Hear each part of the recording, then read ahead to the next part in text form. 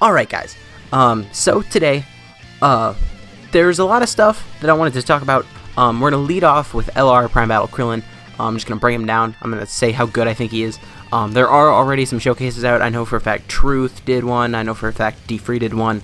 But I'm just going to break him down. And then I'm actually going to talk about how global first units might not be good for global. I know that sounds weird, but we'll get into that later. So we're going to lead off by breaking down Krillin.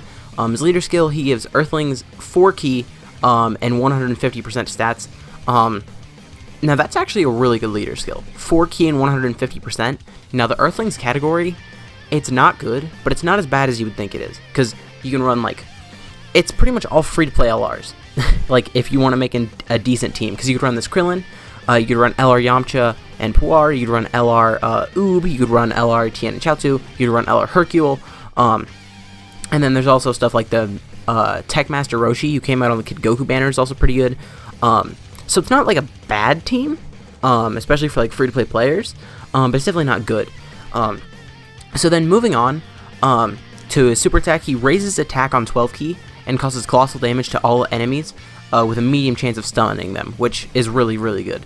And then he raises attack and defense and causes mega colossal damage to enemy on 18 key super. So this guy, well actually let's get to his passive first. So he gets 3 key and defense plus 30,000 just at the start of turn, which, I mean, by itself that doesn't seem good, but for a Prime Battle LR, 30,000 is a lot.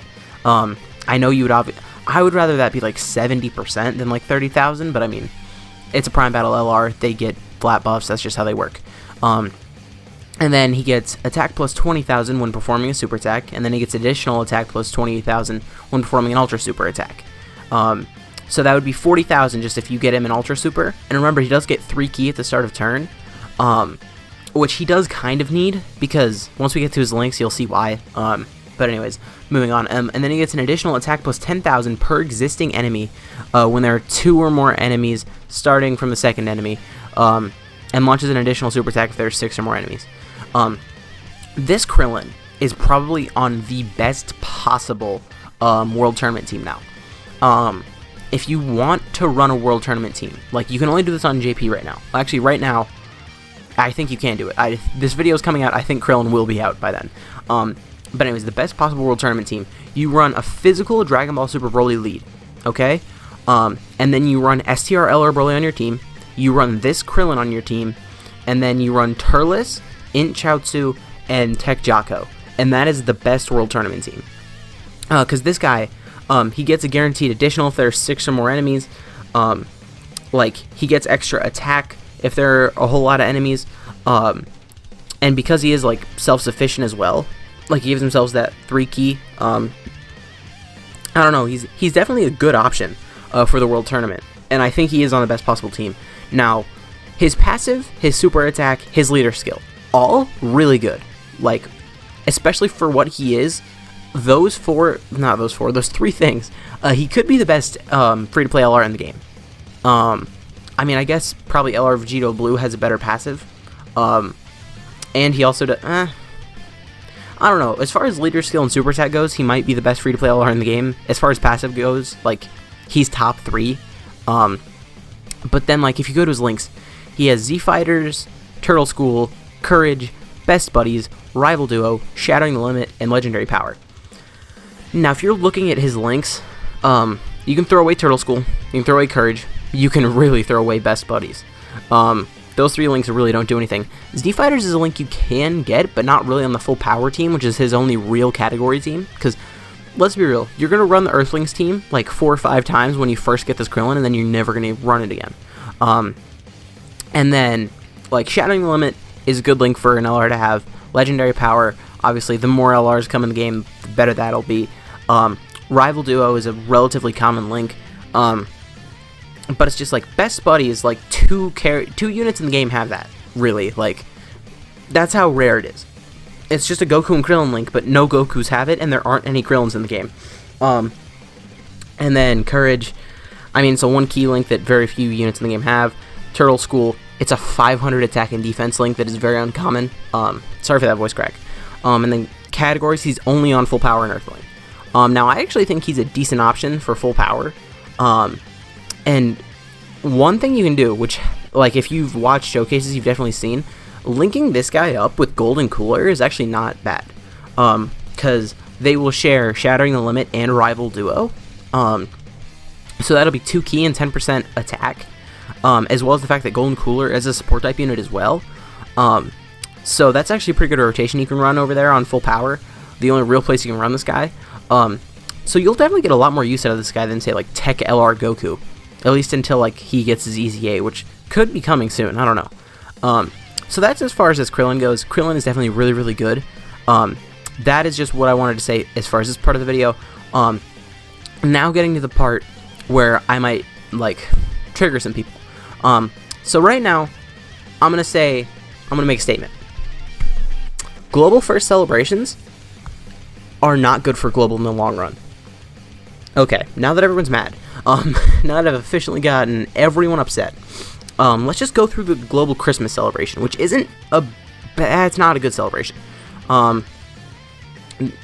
Sure, the God Dragon Stone is good, all the stones and everything, I mean, I would say they're good, but, like, we'll go to the stones later. Dokkan Festival, here's the thing, it's extremely hype when global gets a new, like, Dokkan Festival exclusive first, right? Super Saiyan Blue Kaioken Goku was extremely hype. I spent every stone I had trying to get him. I never pulled him. I went over like 2,000 stones on his banner, never pulled him. That's besides the point. But one thing I've noticed is whenever they do global firsts, they make the banners really bad. And on JP, the banners, they're still not good, but they're slightly better. Like, this banner on JP, it had in Future Gohan on it, which is just makes the banner a lot better. It's still not good, but it makes it better. And then if we just keep scrolling down, it's like there was a legendary campaign, sure, a new Dokkan Battlefield, whatever, and then it's just like that was it. That was like all. And then, like, obviously there was a part 2. We can look at part 2 as well, because part 2, we can't really actually, I'm not going to look at part 2 because we can't really compare part 2s. Because at the time of me recording this, we don't have all of the info for JP's part 2. But this is JP's version of Global's Christmas celebration. This is when they got Super Saiyan Blue Kaioken Goku. See, there's that right there in Future Gohan. Already, their celebration is better. And then, you might have noticed, in part 1 of that celebration, there was no EZA. But then if we scroll down here, oh, JP got an EZA. Oh, okay, that's fine, I guess. Oh, they got a new Prime Battle LR. Okay. And then it's just like, you keep scrolling down. Oh, they got secondary EZAs as well for the AGL and Int Golden Friezas. Okay. And then it's just like, JP, like, I don't know. There's a good, not a good chance, but there's a chance that Global's 5-year anniversary will be significantly better than JP's 5-year anniversary. I'm going to put that out there. And the reason I'm going to say that is because, like, there's a lot of stuff that have come out on JP that just didn't come out on Global. So I think there's a good chance that this LR Prime Battle Crillon comes out at some point during the 5-year anniversary. I'm not saying it's going to happen, I'm saying there's a chance of it happening. And like Extreme Super Battle Road, there's a chance that comes out during the 5-year anniversary. Because a lot of people were complaining about the 5-year anniversary on JP.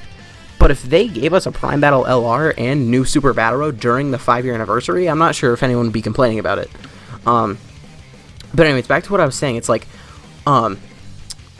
shoot, what was it? Oh, yeah. I just completely forgot what I was talking about. The whole reason I was saying that Global First celebrations could be bad for Global is because of this. If you look at this celebration, the JP celebration is so much better than the Global version of the celebration. It just is. It's just so much better. And it's always that way. It's like, actually, I think the GoBro celebration might have been the same on Global and JP. But when JP got tech hit, if you remember that, so Global got tech hit for Christmas first, just a lot like this Blue Kaioken Goku. And then when hit came over to JP, they got LR Kill and Khalifa as well, who at the time was the best unit in the game. Like, you probably shouldn't summon on that banner, but it was something, right? It's just, they always leave stuff off on Global, and I'm not sure why. I guess it's so that JP nerds don't have as much to complain about. I don't know, because it's like, I could see them complaining that Global got something first, but then, like Akatsuki could be like, but you guys got extra stuff. you had to wait longer, but you got better things. And another thing about the celebration, this has nothing to do with JP yet, because like JP's version like hasn't really come out yet, but like, I mean, it hasn't been finalized. 286 stones for a celebration is not very many stones. That is another thing. Like, you might think, oh, that's a lot of stones, but it's really not for a celebration. Oh yeah, and this was the celebration where they gave us 20 stones for top grossing, and I know that's like, why are you going, ugh? But the whole thing was, they didn't give us top grossing for Super Saiyan Blue Kaioken Goku. They didn't. This, it has a picture of Super Saiyan Blue Kaioken Goku. I'll show you what this was for.